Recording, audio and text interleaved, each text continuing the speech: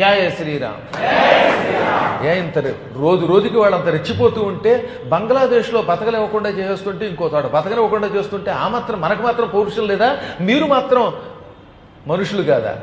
ఆడైనా మగైనా మనం మనుషులమే గుర్తుపెట్టుకోండి. మీ ధర్మాన్ని మీరు నిలబెట్టుకోలేనప్పుడు నపుంసకుల కంటే కూడా ప్రమాదకాలు మీరు నపుంసకులు అవ్వద్దు. పుంసాం మోహన రూపాయ అన్నట్టు అవ్వండి అంతే. లక్షల మంది పురాణాలు వింటున్నారు, 2,64,000 మంది సబ్స్క్రైబర్స్ ఉన్నారు. ఏం లాభం? ఇంకా ఎక్కువగా తయారవ్వాలి, పురాణములు వినాలి, ధర్మం కోసం నిలబడాలి.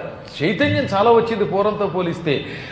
మళ్ళీ వచ్చే సమయానికి ఎలక్షన్ టైంలో పద్మం తప్ప ఇంకోటి కనపడకూడదు భారతదేశంలో.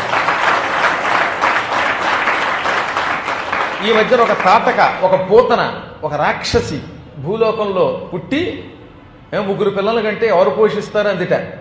ఓ దౌర్భాగ్యాలు ఎవరిని? ఆర్ఎస్ఎస్ చీఫ్ మోహన్ భాగవత్ని నేను పోషిస్తాను, మీరు పోషిద్దాం. వాడు పందులు కనంటే 10 మందిని కంటూ ఉంటే మీరు 3 మనుషులు కనలేరా?